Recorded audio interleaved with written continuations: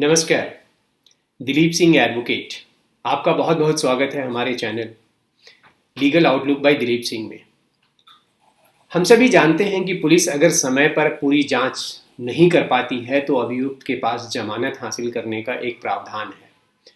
जरा सोचिए, जो ये इम्पॉर्टेंट एक राइट मिलता है एक्यूज्ड को जमानत पाने का, और वो केवल पुलिस के एक एप्लीकेशन लगा देने से वो कोर्ट कंसीडर करती है और वो जमानत नहीं देती है। और ये कितना फ्रस्ट्रेटिंग होता है उस एडवोकेट के लिए जो उस एक्यूज्ड के लिए पेश होता है, और उस एक्यूज्ड के लिए जिसके पास एक राइट है और यूं ही उसके हाथ से निकल जाता है। ऐसा क्यों होता है?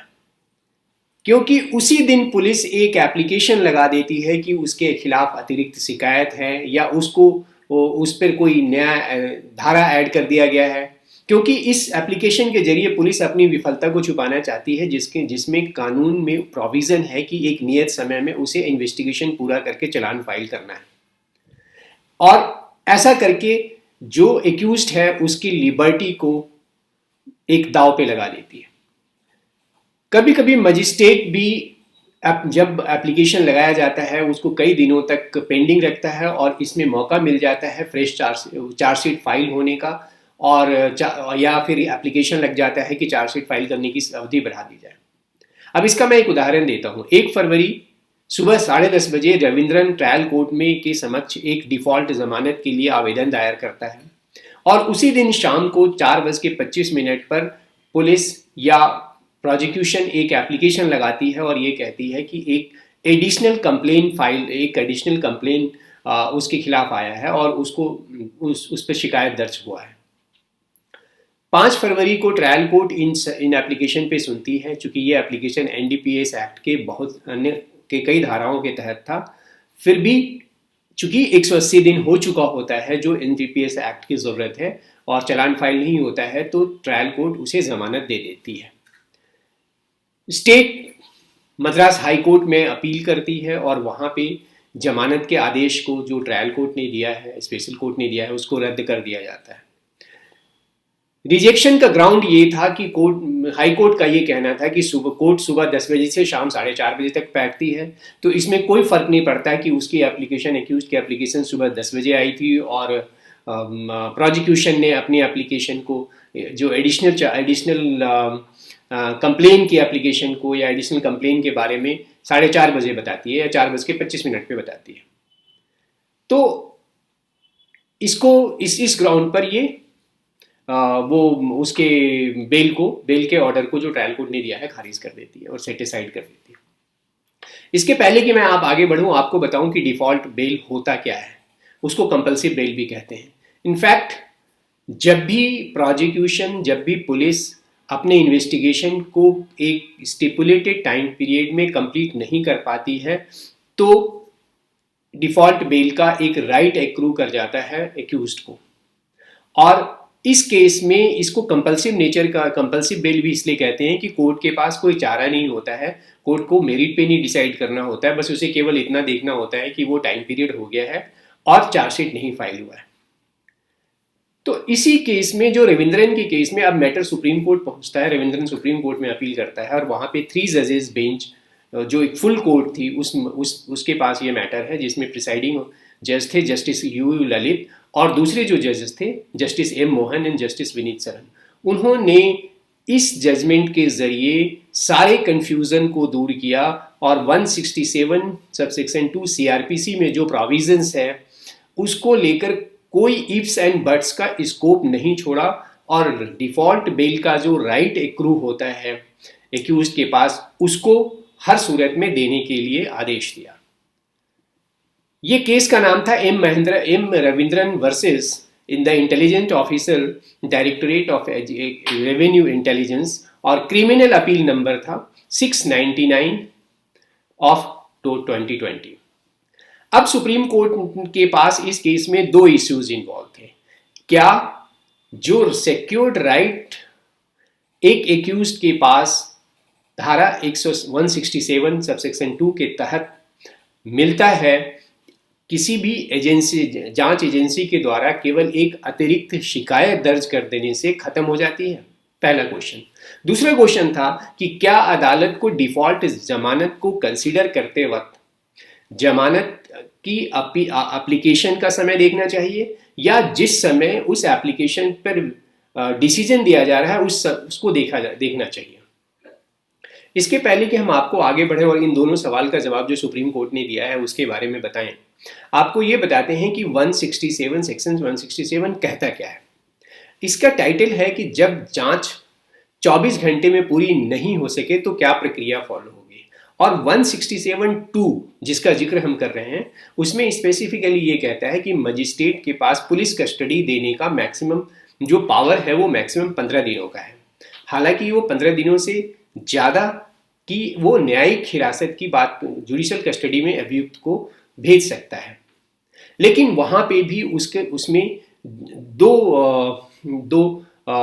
एक टाइम पीरियड किया गया है कि अगर पुलिस चार्जशीट दाखिल करने में विफल होती है तो न्यायिक हिरासत में आप 90 दिन से ज़्यादा नहीं रख सकते हैं अगर उसका ऑफेंस वो है जिसकी सज़ा डेथ है, मौत है, लाइफ इम्प्रिजनमेंट है, या कम से कम 10 साल है।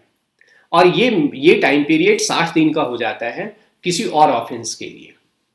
इसमें एक एक्सप्लेनेशन भी है जो कि बहुत महत्वपूर्ण है। उसमें ये कहता है कि आरोपी को तब तक हम हिरासत में रखा जा सकता है और या जमानत नहीं, जब तक वो अपनी एक जमानत नहीं दे देता।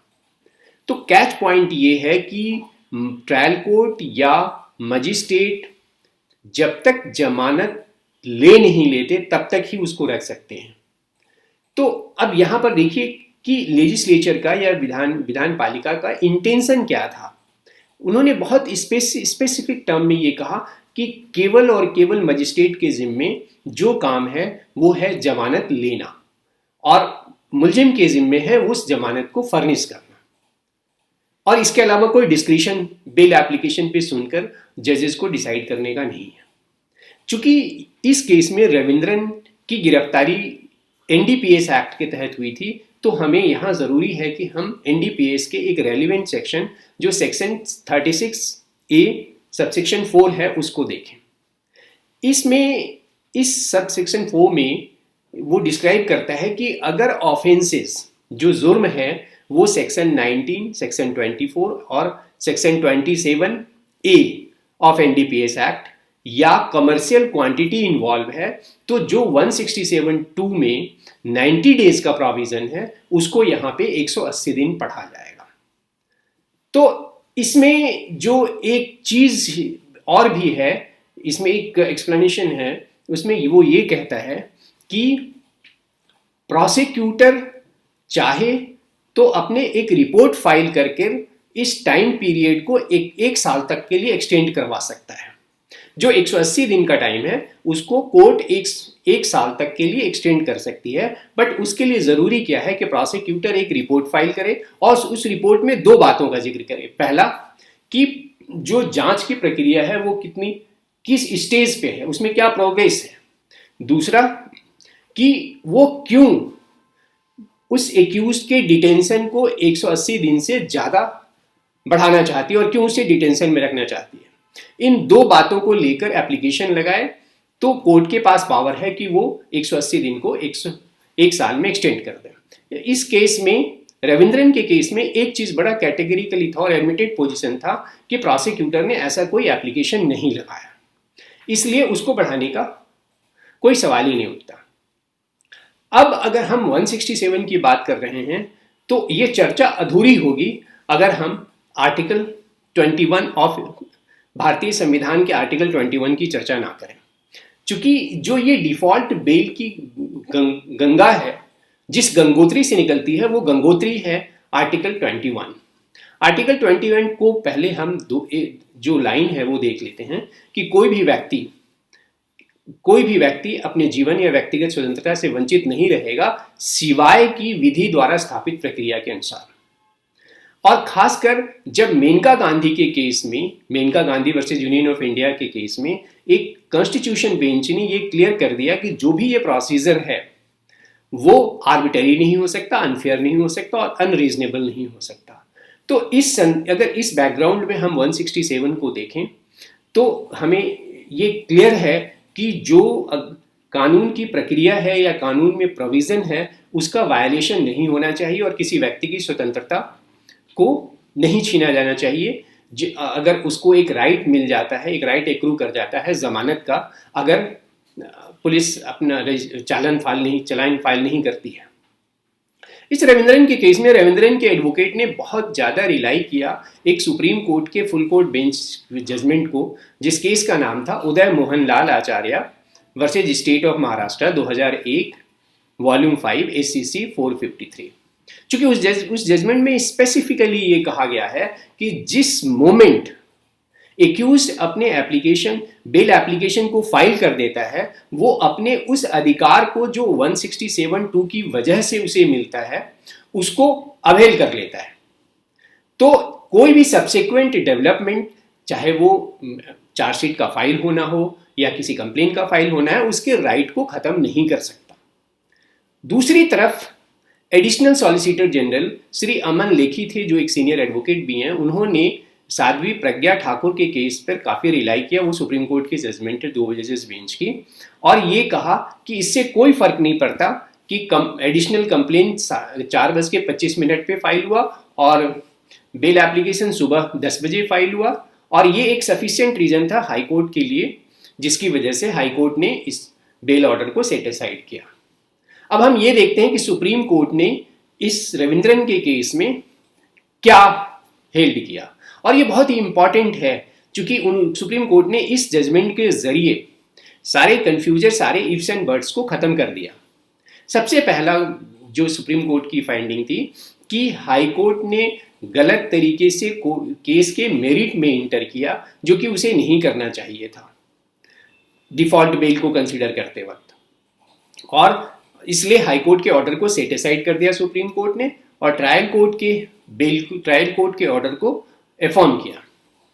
दूसरी बात जो उसने कही कि एक बार एक्यूज्ड एक बेल एप्लीकेशन फाइल कर देता है डिफॉल्ट बेल के लिए, और जो प्रोविजन है 167(2) में red with section 36A subsection 4 NDPS act में 180 दिन के एक्सपायरी के बाद, तो उसने अपने उस राइट को अवेल कर लिया और उसके बाद उसको रिलीज कर देना चाहिए।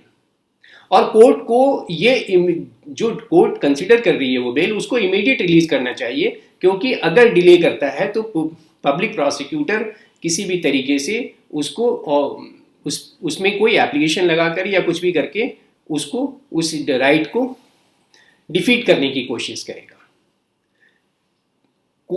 जो कोर्ट ट्रायल कोर्ट या मजिस्ट्रेट सुन रहा होता है एप्लीकेशन 167(2) का, उसके जिम्मे पब्लिक प्रोसिक्यूटर को नोटिस करके केवल 2 बातें की जानकारी चाहिए होती है। पहला कि क्या वो जो टाइम पीरियड दिया गया है वो टाइम पीरियड पार हो गया है, और दूसरा कि क्या चार्जशीट फाइल वाकई हुआ है या नहीं।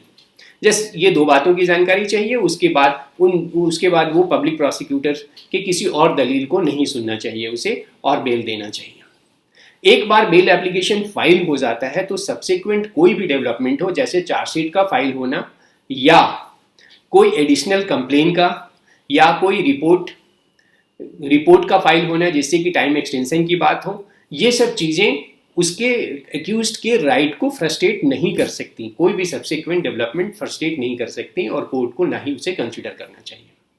हालांकि सुप्रीम कोर्ट ने ये बात यहाँ कही कि मजिस्ट्रेट के पास ये पावर है या लिबर्टी है कि वो अगर एडिशनल कोई कंप्लेन फाइल होता है तो उस पर कॉग्निजेंस ले, या अगर कोई प्रोसिक्यूटर रिपोर्ट फाइल करता है एक्सटेंशन का तो वो टाइम एक्सटेंड कर सकता है। लेकिन ये चीज़ें एक्यूज्ड के बेल के राइट को फ्रस्ट्रेट नहीं कर सकती। एक कंडीशन है कि केवल एक ही कंडीशन में उसको जमानत पे नहीं रिहा कराया जा सकता, कि अगर वो जो कोर्ट ने जमानत मांगी है और जो टर्म्स कंडीशन कोर्ट ने इम्पोज किया है, अगर वो उस टर्म्स कंडीशन को फुलफिल नहीं करता और जमानत नहीं देता, तभी वो उसको कस्टडी में रखा जा सकता है और उसका कस्टडी लीगल होगा। अदरवाइज कोर्ट के पास कोई पावर नहीं है और उसको रिहा करना ही है जमानत पे।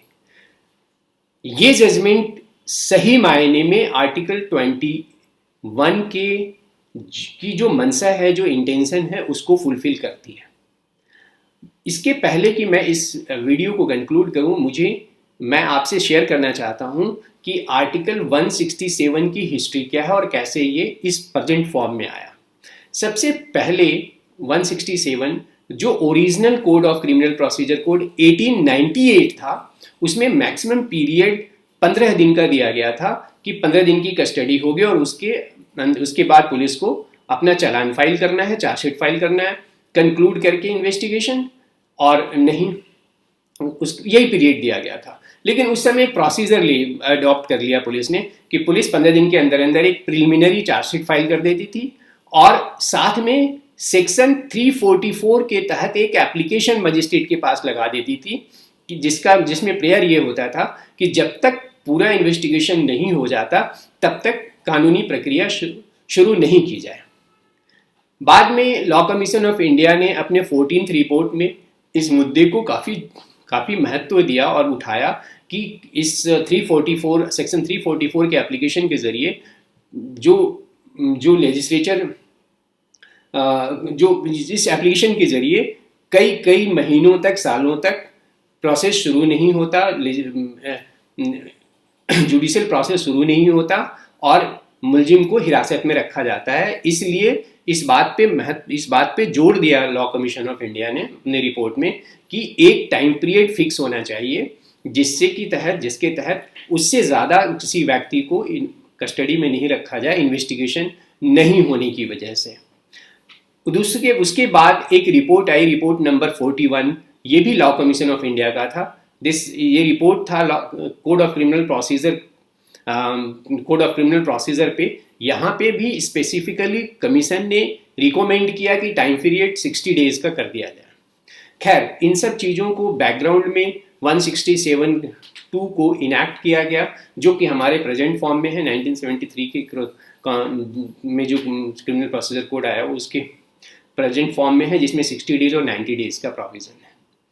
आप सभी जानते हैं कि NDPS एक्ट एक विशेष कानून है और इस कानून के तहत हर एक प्रावधान बहुत सख्त है, जिसकी वजह से जो हर एक चीज़ एक्यूज्ड के इंटरेस्ट के अगेंस्ट है। आप इसमें मैं बता दूं कि सेक्शन 37 जो जमानत का प्रोविज़न है, उसमें जमानत मिलना बहुत ही मुश्किल है, इतने ऐसे कंडीशंस लगाए हुए हैं। दूसरा जो एक इम्पॉर्टेंट प्रोविज़न है कि रिवर्स प्रिजम्पशन है। इसमें जो इनोसेंस की बात होती है एक्यूज्ड की, जब तक प्रूव ना हो जाए, वो ये प्रोविज़न यहाँ है नहीं, रिवर्स प्रिजम्पशन है। तो इसलिए ये पूरा एक्ट बहुत स्टर्न है, सख्त है, अगेंस्ट एक्यूज्ड है। मैंने सेक्शन 37 ऑफ NDPS एक्ट पे अपना एक वीडियो बनाया है, जिसका डिस्क्रिप्शन सेक्शन में डिटेल दे दूंगा, और वो उसमें मैंने डिटेल बताया है कि बेल से रिलेटेड क्या चीज़ें हैं और क्या चीज़ें हमारे खिलाफ जाती हैं और कैसे उसको काउंटर करना चाहिए एज ए डिफेंस लॉयर। दूसरा मैंने वीडियो जो सेक्शन 50 में बनाया था, जो कि पर्सनल सर्च से रिलेटेड है, वो एक बहुत बड़ा डिफेंस होता है। अगर उसका प्रॉपर कंप्लाई नहीं करती है पुलिस, तो चाहे वो ट्रायल में या बेल में, हर एक जगह वो एक डिफेंस के रूप में काम करता है। इसका भी वीडियो है। सेक्शन 67 जो समनिंग का है, उसका भी वीडियो, तो इन सब का डिस्क्रिप्शन दे दूंगा, आप देखिए। आपको पूरे NDPS एक्ट से रिलेटेड बहुत सी जानकारियाँ आपको मिलेंगे। Thank you very much for watching this video. आपका बहुत बहुत धन्यवाद, आपने इस वीडियो को देखा। आपके दिमाग का जो भी रिएक्शन है, जो भी विचार है, आप साझा कीजिए और कमेंट सेक्शन में जाकर अभी लिखिए। अगर आपने सब्सक्राइब नहीं किया है मेरा चैनल, तो प्लीज़ सब्सक्राइब कीजिए। Thank you very much. नमस्कार।